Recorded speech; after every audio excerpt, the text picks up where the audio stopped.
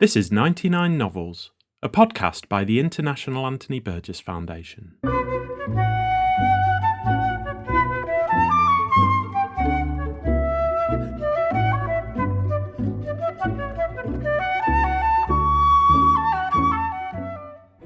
In 1984, the writer Anthony Burgess selected his 99 favourite novels in English since the outbreak of the Second World War. Never short of an opinion about books, Burgess's list is typically idiosyncratic and invites closer attention, so we've invited some of the leading scholars, critics and writers to tell us more about each of the 99 novels. So read along with us as we explore a reading list created by one of the most original literary voices of the 20th century.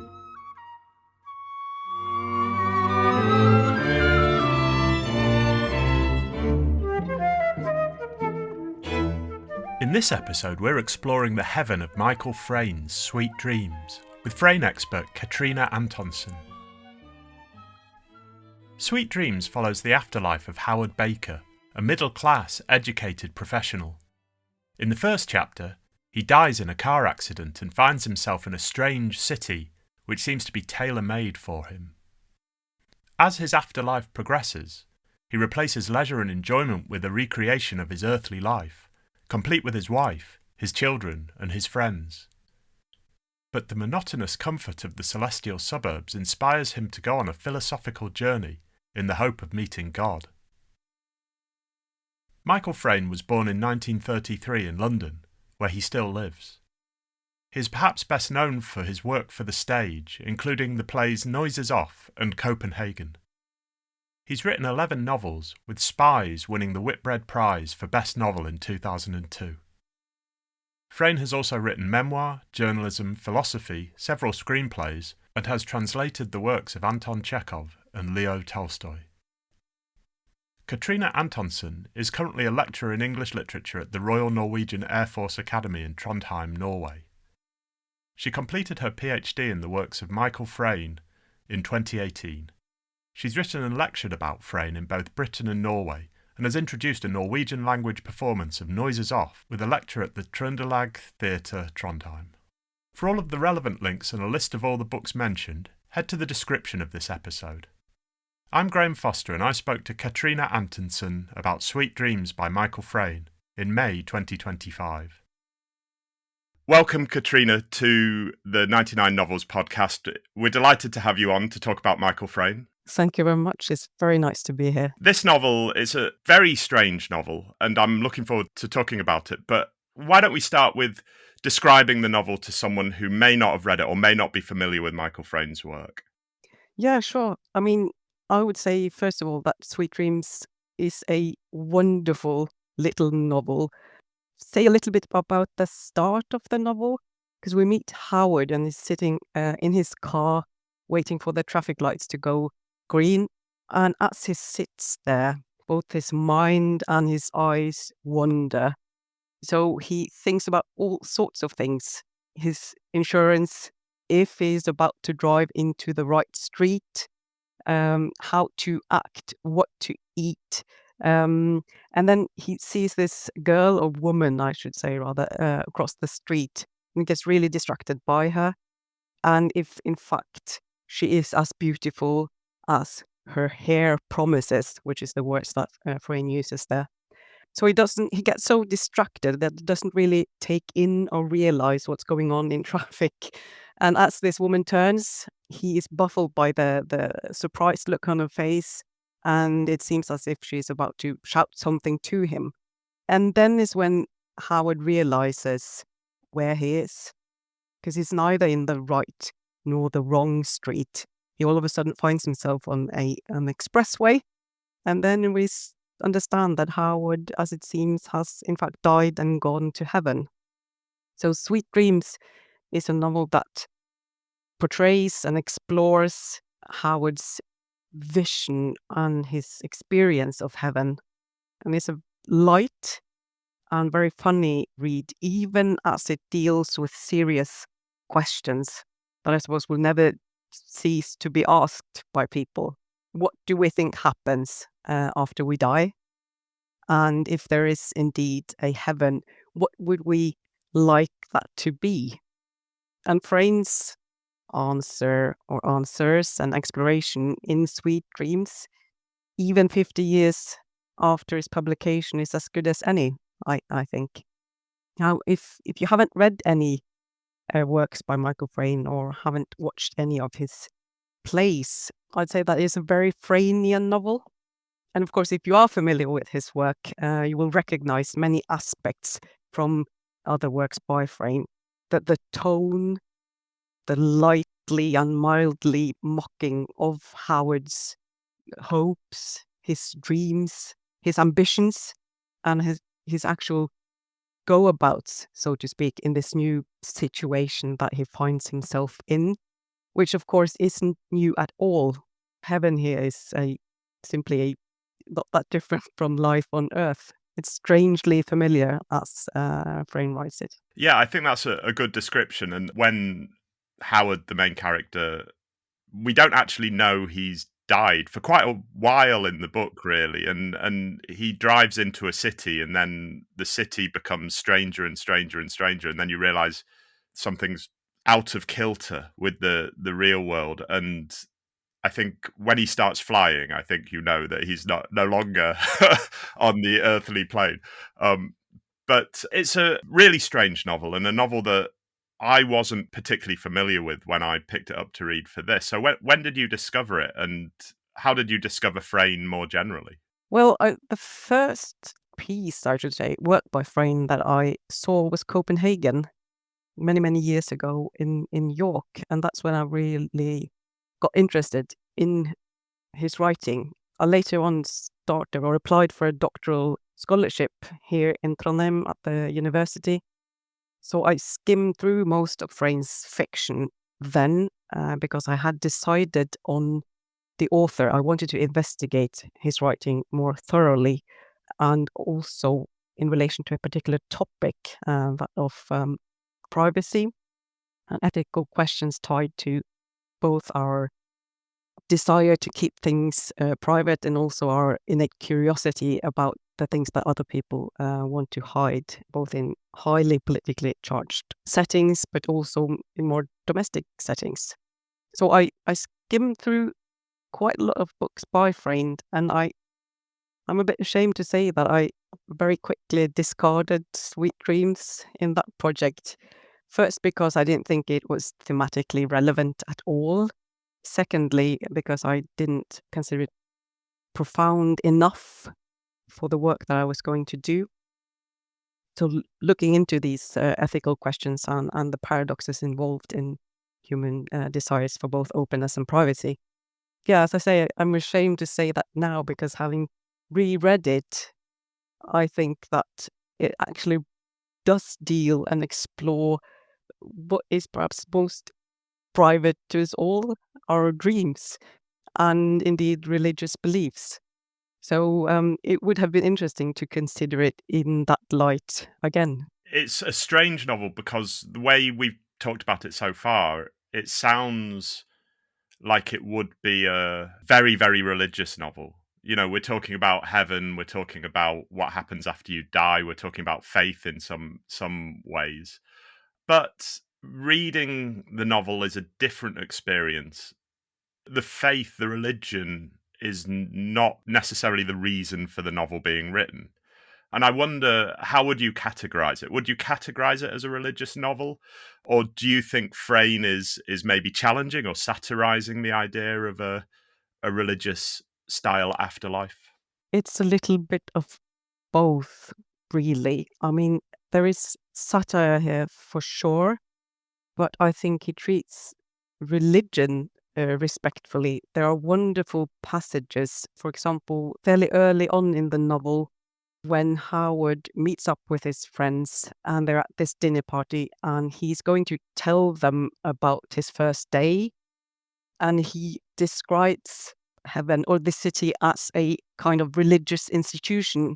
And then we see, I think it was Billy kneeling on the floor in front of a cupboard. He thinks that this has something to do with religion, and he wants to be respectful and mindful of that. So he kneels too, and there is this very awkward, very funny moment where they stay on the floor on their knees for a long time. Of course, this Billy character is, of course, just getting a sherry bottle or whatever it is that he's getting from the cupboard. So he keeps coming back to religion, of course, in the setting as a whole, because it's heaven, but also in these scenes. But it's never mocking or ridiculing that. It's both because he's satirizing the middle-aged political class and how they attempt to change or reshape the world. But it's also a genuine attempt at exploring the question about what would we want heaven to look like? What is the good life? What is happiness? These questions come up again and again in Frayn's writing, I think, and this is one of the first time that he explores them. So it's a bit of both, and I think that is why I find it so interesting. Yeah, I think also the idea of a city comes from religious writings. Yeah, St. John in Revelation, that phrase, the city was like unto clear glass or something like that, if I remember correctly. That particular phrase comes up explicitly in another work by Frayn, Now You Know, tied to freedom of information campaign, where they want to lay bare all the secrets that involves a particular nasty case of police violence. But what really happens there is also very Freudian, because he uses a very politically tense situation in order to investigate more the nature of human beings, the nature of the human conditions, how people cope with life in general. So what these freedom of information campaigns really find out is simply secrets about their colleagues and about themselves, which is also the case with Howard, I think. I think you're right in that the novel is not picking apart religion or trying to bring religion down, but there is I don't know the right way to say it, but there does seem to be a sort of undercutting of religious imagery with something like the quotidian. So the biggest example in the novel is God, and the person God turns out to be is just a colleague of Howard's at the university or something like that, and just a very ordinary man. What do you think Frayn's trying to say with that sort of thing in the novel? I suppose he's trying to bring, now I'm starting to sound religious, heaven and earth closer together. That our vision of heaven as something pure, something good, something abstract is not necessarily the case. Firstly, because if our idea of a good place, so you bring with you the joys and the sadnesses, the nostalgia of your own life. So what Howard meets is his own friends, his colleagues, his family, parts of his job, and he's yet a better version of himself. But heaven has to be a bit of both, right? So when God in the end turns out to be a colleague, someone he knows, that's of course what would happen in a Freudian novel like this. And God, of course, in this version of heaven is an elected position. It's not the Almighty. It's just the person in charge, who's a bit like the Pope almost.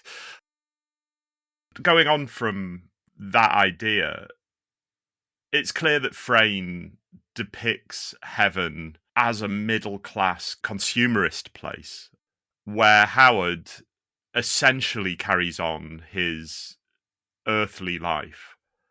He works in offices, he lives in the suburbs, he has dinner parties with his friends, all in heaven. At one point, weirdly, he gets a plane back to London. What do you think this vision of heaven says about the time the novel was written? First, I just want to say that when I reread the novel, I was struck by the ways in which it reminds me, at least, of another novel by Frayn, namely A Very Private Life from 1968, which is also a very very, very strange novel. This futuristic dystopian fairy tale with all kinds of inconsistencies and gaps, but yet an attempt to explore some essential questions about human life, namely how we balance the private and the public, whereas other dystopians tend to show a society in where we have no privacy.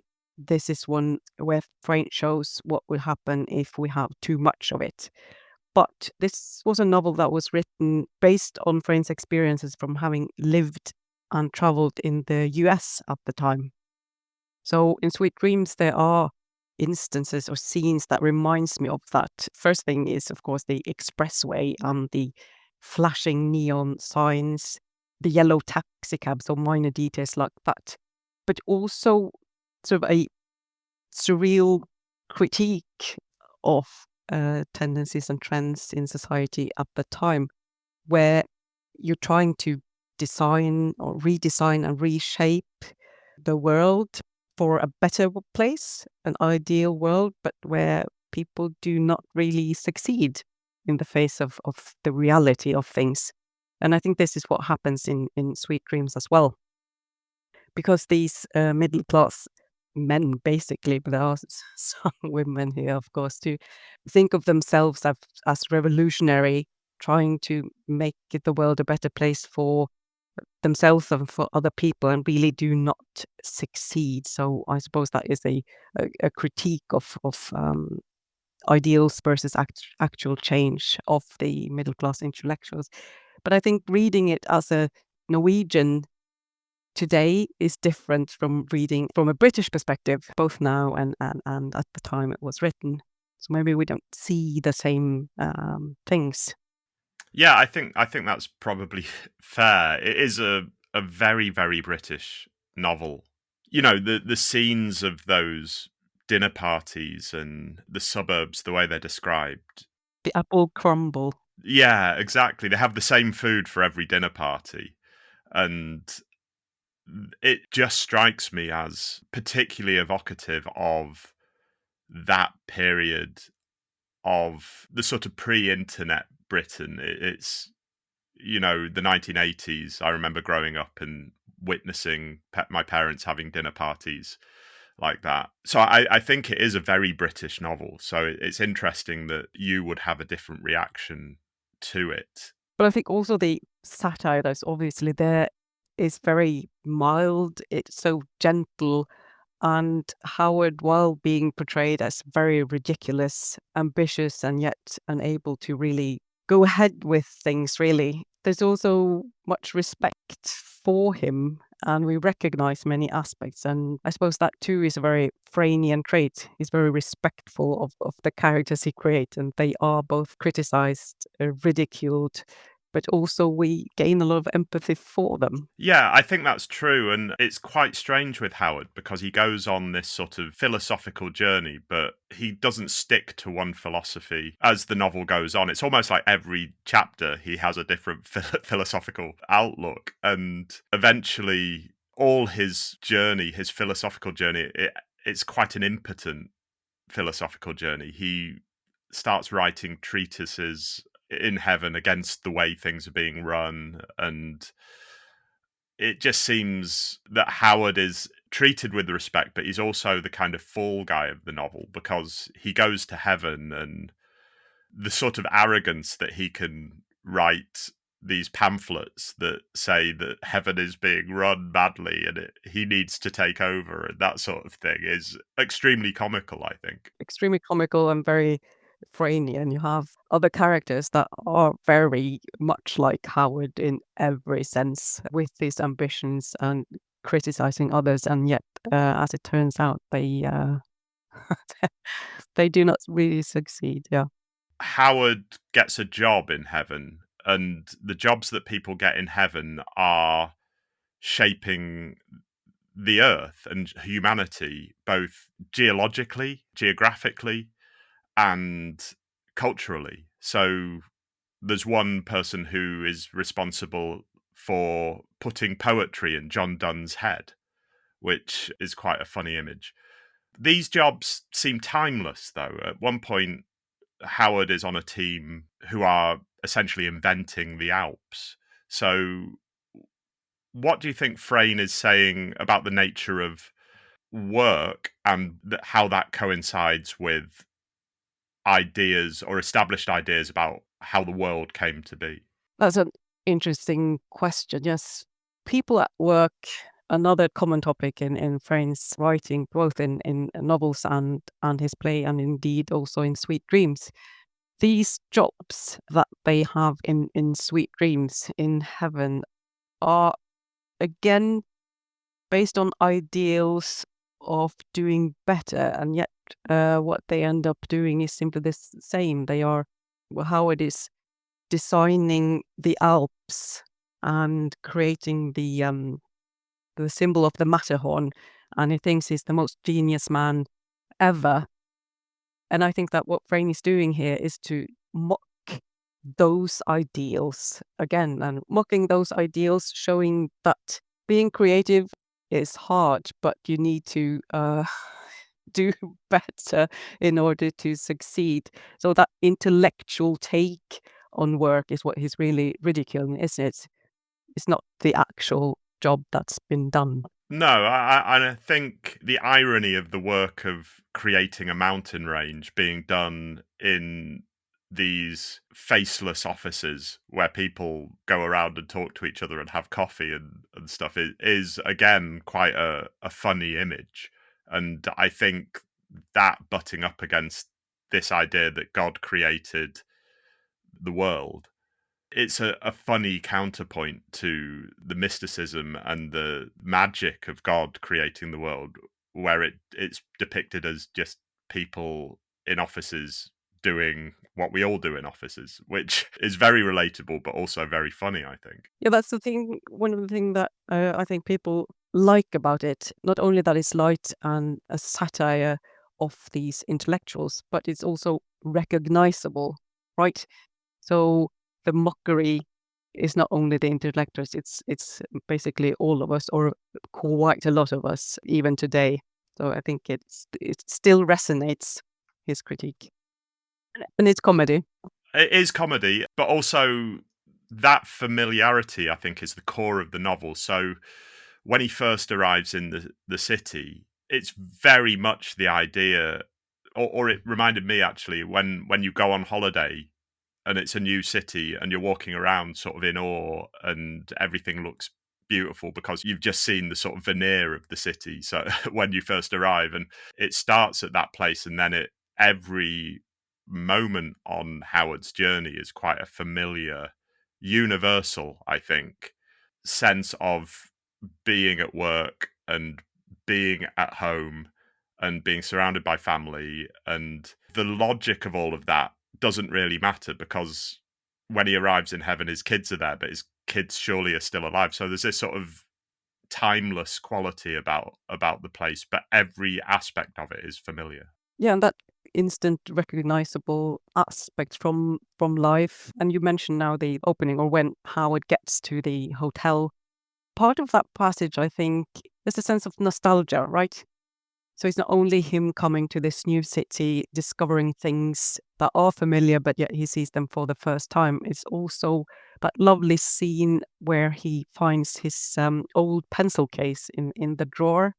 That is one of my favorite quotes from the novel, favorite scenes, because we see it again and again in, for example, Spies, how Frayn manages to relate our experience of the world to physical objects sometimes.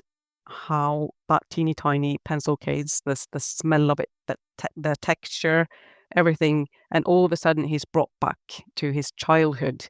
It's nice scene, and it's not just amusing and witty, it's also nostalgic and warm. Yeah, I think, I mean, it's an extremely warm novel and it treats the characters very warmly, even as it's bringing them down in places. Yeah. But it's also a slightly political novel. It's also a slightly philosophical novel. But in his review in 99 Novels, Burgess says that Frayn, and this is a quote, refrains from comment on the liberal vision of the novel. What do you make of that criticism? Is it accurate? I suppose it is. It's not an uncommon criticism of Frayn. It fits Sweet Dreams. I suppose it's accurate, but it relates to what we've just said, that Frayn doesn't really want to leave his characters hanging high and dry. He ridicules them for good reasons, but it also shows that that is indeed the case with most of us. So Howard is ridiculous, but it reflects the basic ridiculousness of all of us. So he doesn't really deserve scorn, but mild ridicule. I think it also has to do with how Frayn blends genres in Sweet Dreams. So while there is satire, the novel in the end asks questions about what heaven would actually look like, what perfect happiness really is. So yeah, Frayn has often been criticized for exploiting politically charged situations or the settings, the worlds that he creates, only to look at more superficial, more trivial, more interpersonal relations and the nature of human relationships. This is the case in Now You Know, it's the case in Make and Break, even Copenhagen. So yeah, it's accurate, but I don't think that Frayn, that's not what he's trying to achieve. The way I read Sweet Dreams, I don't know if I agree with Burgess that he completely refrains from comment. I think there is an element of criticism of that middle class liberal vision in the way that these people live their lives in a place where they can do anything they want. They can fly if they want, but yet they go to dinner parties and have the same meal every time they go to a dinner party. So I think there is a comment in there, but it's mild, it's warm, I guess. The dinner parties sound quite nice actually, but there's just little details of them that you think, oh, that he is criticizing this sort of person, but in a very sort of background way. What you bring up here with the flying, like they can fly, but they really do not. The reason for that is because they're too embarrassed because no one else is doing it. So they can't, I mean, Howard can't be flying around, and the other characters certainly do not want to do that because it's embarrassing. And how easily people are embarrassed by others, on behalf of others, or by themselves. Yeah, it's silly. It's politically hard hitting, but there you go. Yeah, I think that's another example of what I'm trying to say about the comment that Frayne does make on this way of life. It's pinned down. It's got its parameters. Nobody wants to step out of those parameters, whether it's eating the same meal or not flying because no one else wants to fly. That is a comment. That is a criticism of this middle class liberal vision. I mean, Burgess also categorizes this novel as a philosophical novel, which it's quite obvious Howard goes on a philosophical journey. And we've talked about the satire, we've talked about fantasy, we've talked about the mix of genres generally, social realism as well, which I don't think we've talked about. What do you think Burgess means by categorizing it as a philosophical novel? And do you think Frayne is trying to achieve something specific with this blend of genres? Yeah, I think what he's really doing, so a part of it is satire based on these intellectuals, how they do not realize any of these ideals. But again, Frank comes back to the question of if we could change anything about our lives, if we were to create an ideal society, what would we do? What would that look like? What it really is happiness? And then he shows us that or explores that and provokes our thinking about those questions by showing how there would be a little bit of comedy, there would be a little bit of tragedy, there would be social realism, and we would keep coming back to these philosophical questions, and we would want to behave better. But in the end, in the face of meeting other people, making new acquaintances, we would end up struggling with that because other people have their desires. And again, yeah, we've talked about how this clique of intellectuals really can't get out of that bubble. They do not really change anything. But when expectations meet reality, this is what happens. And I think that's partly why Frayn blends these genres. He wants to experiment. He wants to ask the question, what if?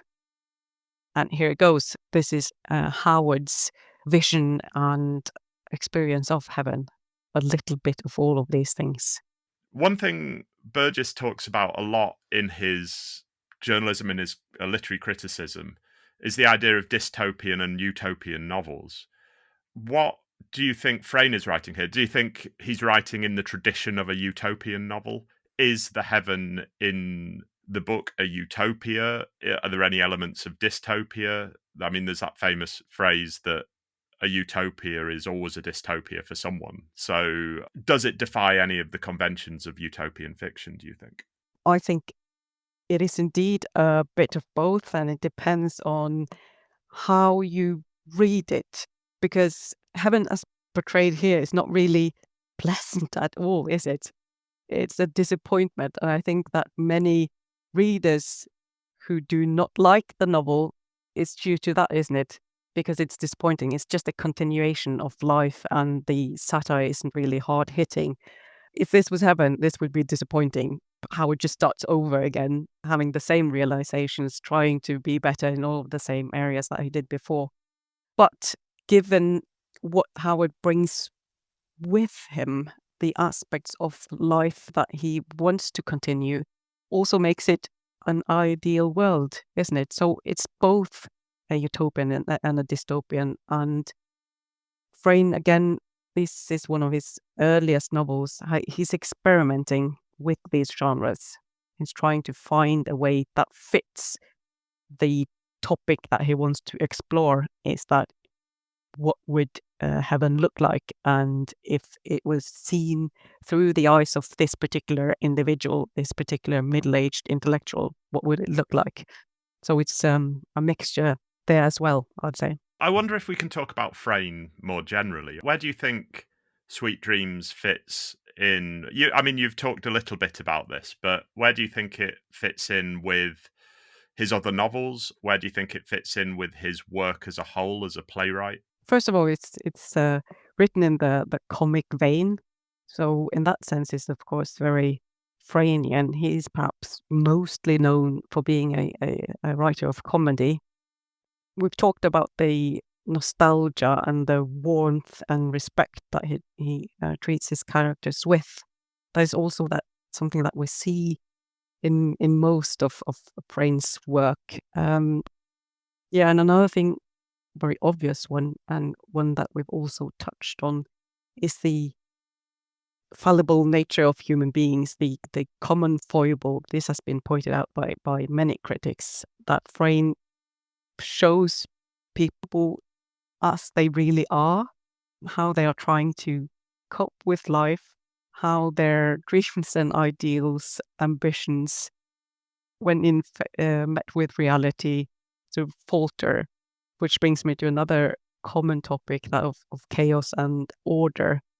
So you want to live an order life, but it all turns into chaos for all kinds of reasons, from the clothes you wear, stuff going wrong in the office, papers flying about, colleagues with their personal struggles. So yeah, that's another thing. But again, always people trying to be better, having that hope we see again and again. And of course, Sweet Dreams is set in an afterlife, and there is an interesting link in terms of setting there to Copenhagen.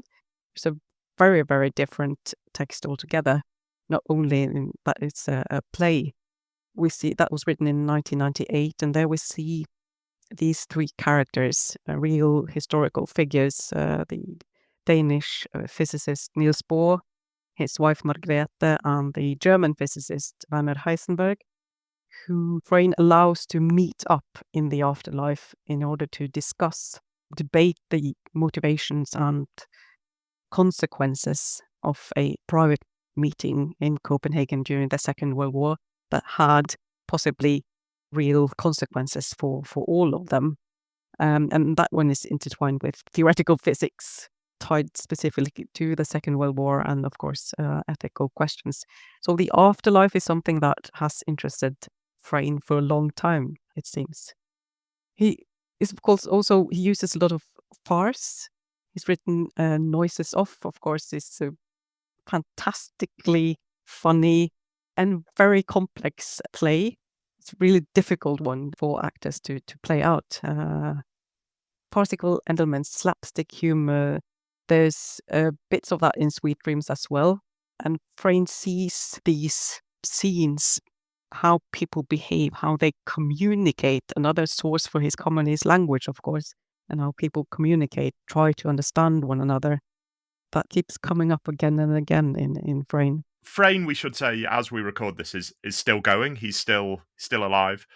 So this question may only have sort of half an answer. But what do you think Frayn's legacy is in terms of his writing? And are there any writers working today that have been influenced by him either in fiction or in playwriting?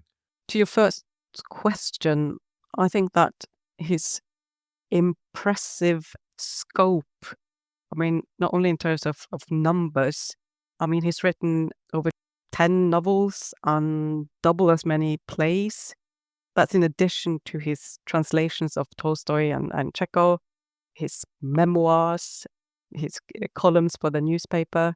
So he's a very versatile writer, and he's demonstrated that he masters different genres.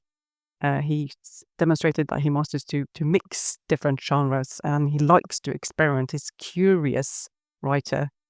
I think that is part of his legacy, an impressive scope, both in terms of how much is written and the topics that he's treated, everything from very serious philosophical considerations, intellectual pondering, to the very, very slapstick humor that we see, for example, in Noises Off.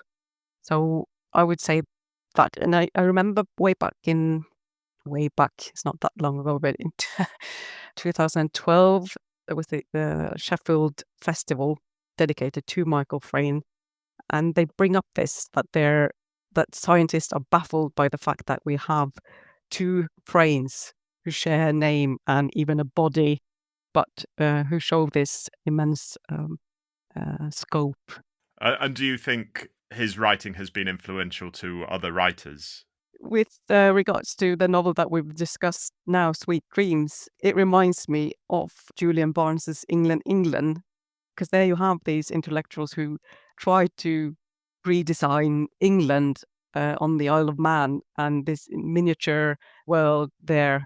So they are reminiscences of all of Frayn's writing in other works, but I think his history plays, and particularly Copenhagen, influenced many writers in his treatment of very complex matters, and being able to do that on stage and turn it into a popular success. People will actually go listen to nuclear physics being discussed on stage is impressive. And after Copenhagen, you saw quite a few other science plays popping up. There's one final question. We ask this to everybody who comes on the 99 Novels podcast.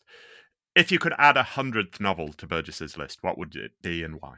Given my fascination for Frayn's writing and what Burgess writes about the novel as a genre, I would like to recommend another novel by Michael Frayn, one that is much more profound, but who also deals with the same questions, really, at the heart of it, at least, and that is A Landing on the Sun.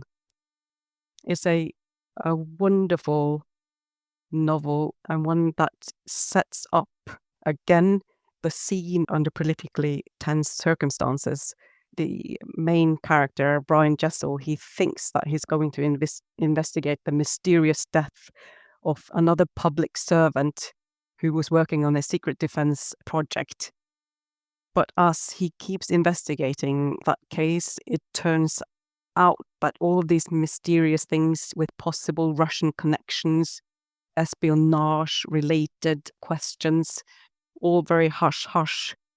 Turns out, I was going to say of course, but that's what I love about it, an investigation into a private relationship with mysterious connections, but one that are a very deeply personal matter.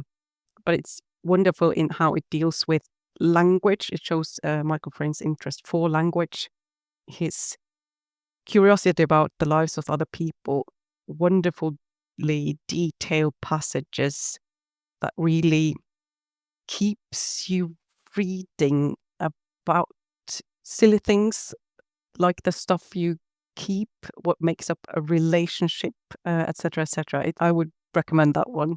I think Burgess would approve. Well, I think you've introduced us all to Michael Frayn in quite a comprehensive way and increased our Frayn reading lists dramatically. So thank you for joining us on the 99 Novels podcast. It's been a real pleasure to talk to you. Thank you for having me.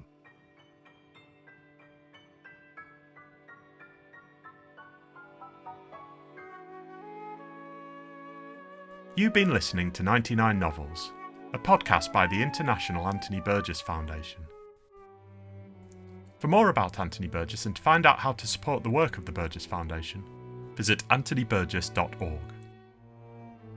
You can subscribe to our weekly newsletter, which shares writing by and about Anthony Burgess, at anthonyburgessfoundation.substack.com.